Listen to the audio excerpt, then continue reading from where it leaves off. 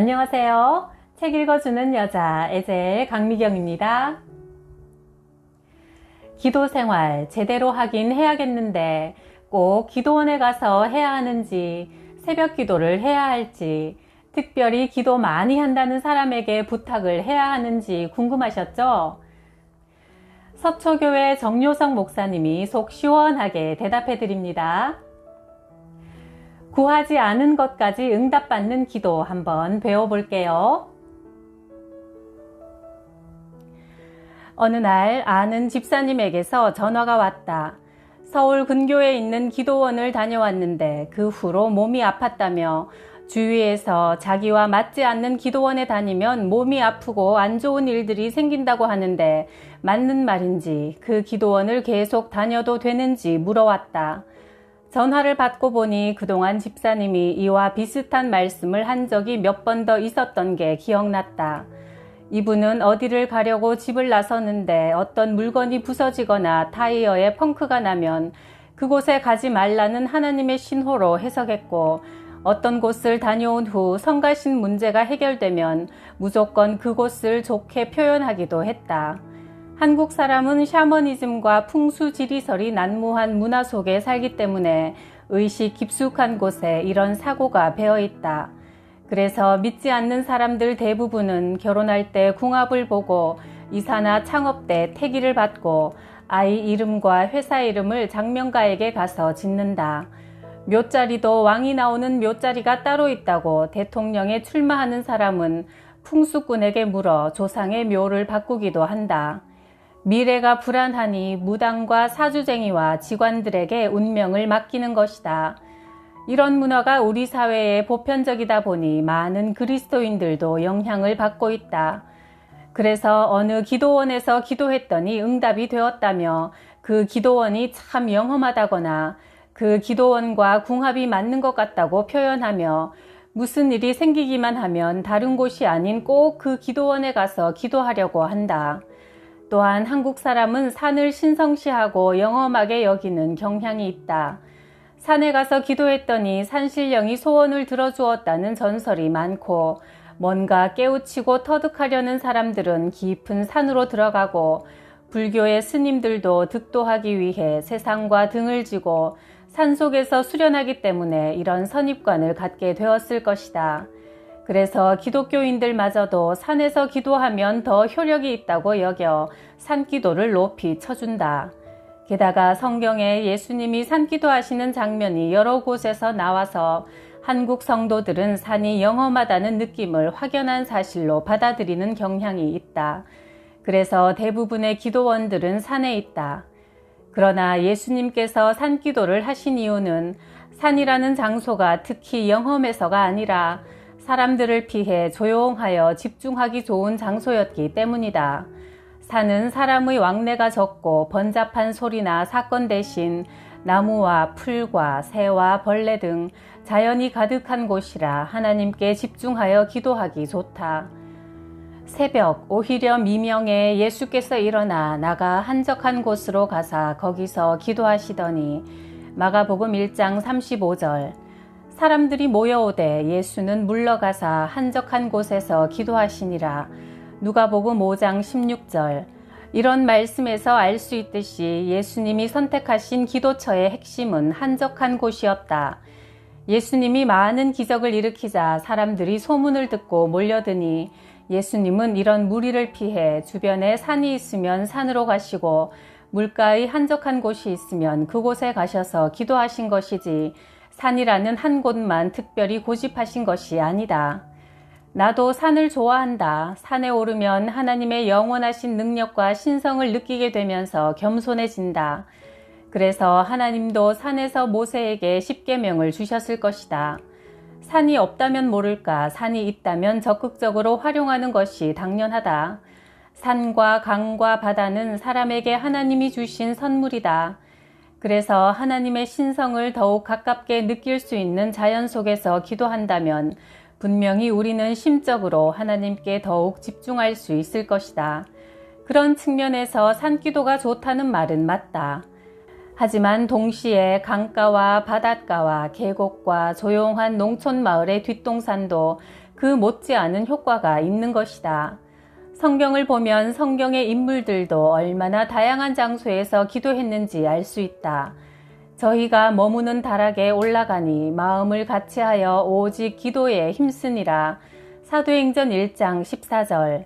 베드로가 기도하려고 지붕에 올라가니 사도행전 10장 9절. 마리아의 집에 가니 여러 사람이 모여 기도하더라. 사도행전 12장 12절. 안식일에 우리가 기도처가 있는가 하여 문 밖 강가에 나가니 사도행전 16장 13절. 이처럼 제자들은 다락방, 지붕, 집안, 강가 등 다양한 곳에서 기도했다. 특히 베드로는 평평한 옥상이 기도에 집중하기 좋도록 조용했기 때문에 기도처로 사용했다. 그리고 그곳에서 하나님이 주시는 계시를 받았다. 우리나라 사람들의 관점으로 보면 지붕은 전혀 신비하지도 영험하지도 않은 장소인데 그곳에서 특별한 계시를 받은 것이다. 성경은 늘 기도하라고 한다. 그런데 늘 기도하려면 자기가 있는 그곳에서 기도해야 한다. 어떤 특정 장소에서만 기도하려면 그곳까지 오가는데 시간이 걸리니 늘 기도하기 어려울 것이다.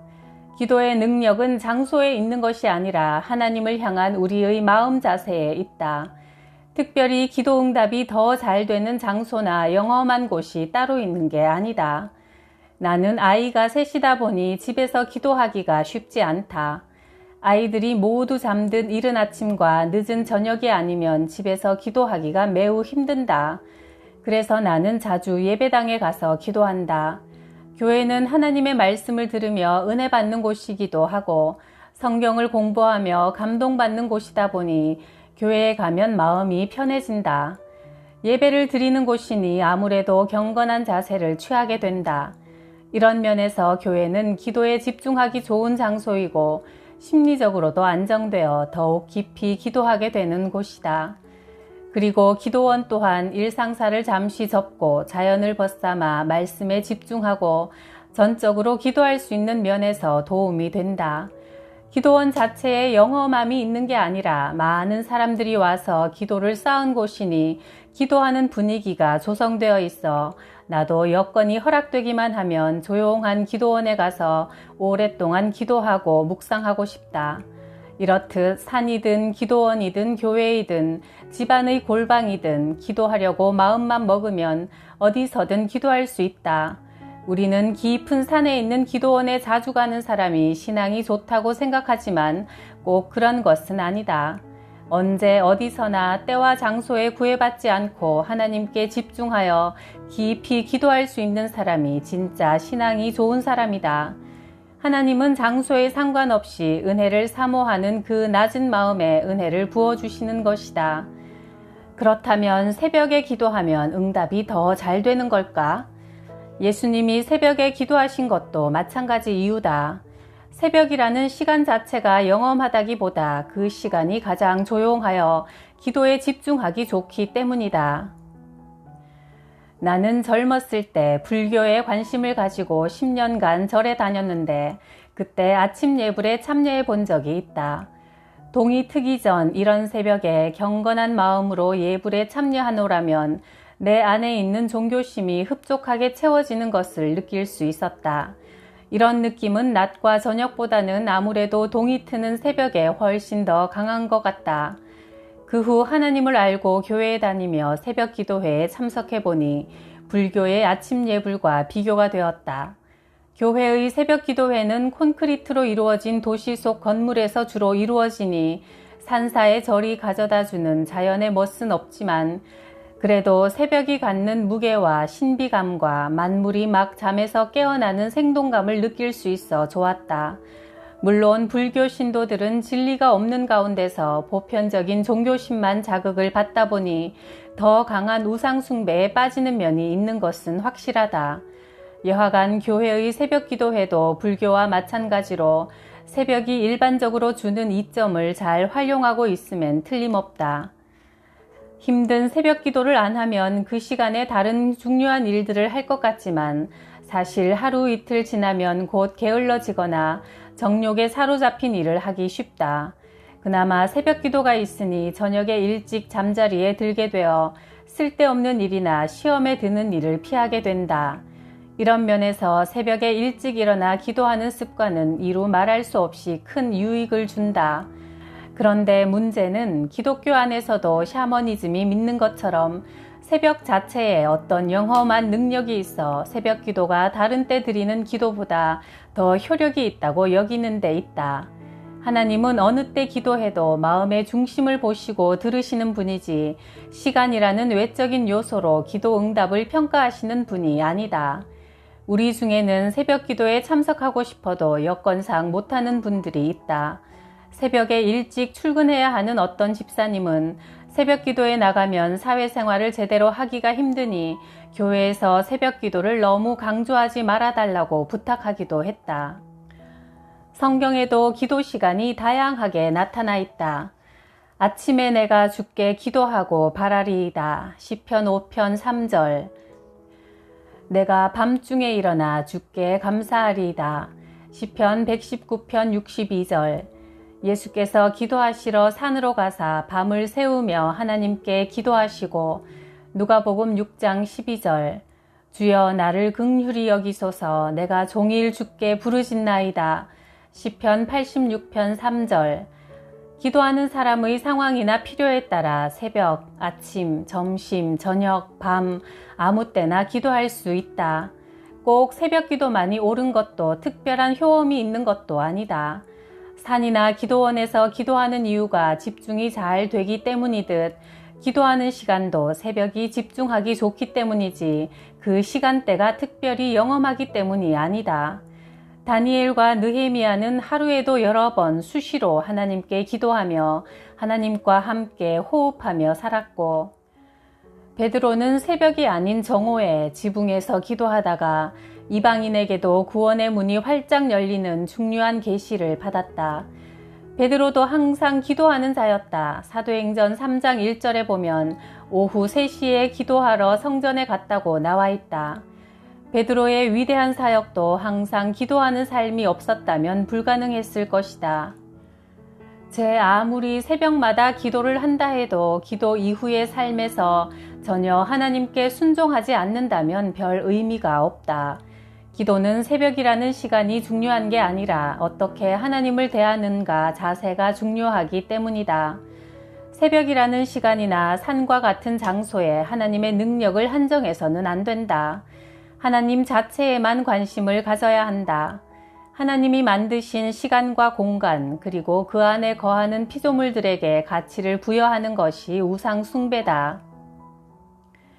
우리도 다니엘과 베드로같이 항상 기도하는 자가 되어야 한다. 무시로 드리는 기도 속에서 우리 자신을 조명하여 내가 지금 하나님의 뜻에 맞는 삶을 살고 있는지 살펴야 한다. 우리는 기도로 하나님과 교제하는 것을 귀하게 여기고 즐길 줄 알아야 한다. 그래야 세상을 살되 세상에 파묻히지 않고 세상을 관찰하는 초연한 삶을 살 수 있다. 세상이 정신없이 한 곳으로 몰려갈 때 우리는 우리가 가야 할 곳이 어디인지 알아서 홀로라도 바로 방향을 잡을 수 있다. 좁은 골방에서 내 감정과 생각을 통제하고 하나님을 만나는 자만이 찾는 이가 적은 좁은 천국문으로 외롭고 힘들지만 꿋꿋이 나아갈 수 있다. 이 일을 하루에 3번 그리고 수시로 하는 사람은 그만큼 세상에서 실패할 확률이 적다. 너는 기도할 때 내 골방에 들어가 문을 닫고 은밀한 중에 계신 내 아버지께 기도하라. 은밀한 중에 보시는 내 아버지께서 갚으시리라. 마태복음 6장 6절 말씀. 오직 하나님 한 분만 바라보고 기도할 때 우리의 마음 중심을 보시고 응답하시니까요. 모든 곳에서 어느 때나 즐겨 기도하는 영험한 기도자들이 됩시다. 구독, 좋아요, 댓글로 격려해 주셔서 감사드려요.